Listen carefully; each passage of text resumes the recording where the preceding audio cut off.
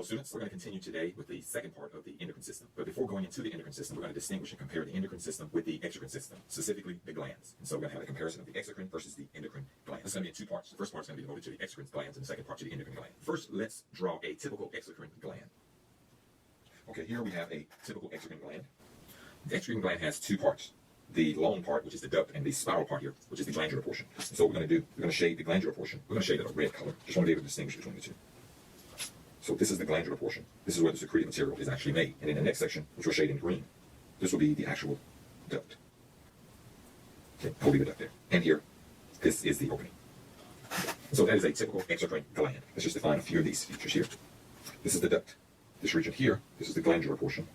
And the glandular portion, that's where the actual product is made and is excreted to the surface. The gland shown here is a sweat gland. We're going to draw the skin so that we'll know. So we're dealing with. Okay, so here we have a typical exocrine gland. Again, the long part is the duct, and the spiral portion, that's going to be the glandular portion. Now, there are a few things that make endocrine glands different from the exocrine gland. Let's talk about the exocrine glands and how they are different. Exocrine glands are also referred to as ducted glands. That name should be obvious since they have a duct. Also, the product of the exocrine gland is a non-messenger chemical. Non-messenger. Whereas in the endocrine system, the products are always primary messengers for another cell. These products don't go to another cell. They don't go anywhere. They just, when they're excreted, they do their job right there. They don't send a signal. And that's basically the anatomy of the exocrine gland. Now, this gland here is a sweat gland. And so what happens with a sweat gland, the sweat is produced here in the gland, and it goes out and it goes onto the skin. It does its job right there. It's excreted and it does its job. And so this is a sweat gland. Let us talk about a few more exocrine glands, the ones that I would want you to know. Okay, the first one is going to be the pancreas. The liver is another exocrine gland. And again, on the skin, we have salivary glands. Okay, and they're going to have, well, in the mouth, we have salivary glands. Okay, they have a very strange shape. There are salivary glands.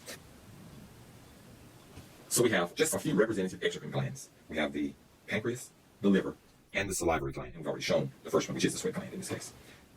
The pancreas secretes enzymes into the duodenum. So we're just going to go through enzymes. Pancreatic fluid, which has a lot of things in it. The second one is going to be the liver, and the liver secretes bile into the bile ducts. And our last one here is the salivary gland here. And of course, the salivary gland secretes saliva. And so these are four representative exocrine glands. And remember, exocrine glands, this section is only covering the exocrine glands, part one. The gland has this glandular portion here, and it has a long portion that excretes the substance either to the outside or to the inside of some opening. This is the duct. Exocrine glands are called ducted glands, and their chemicals are non-messenger. Shown here on the left is a sweat gland.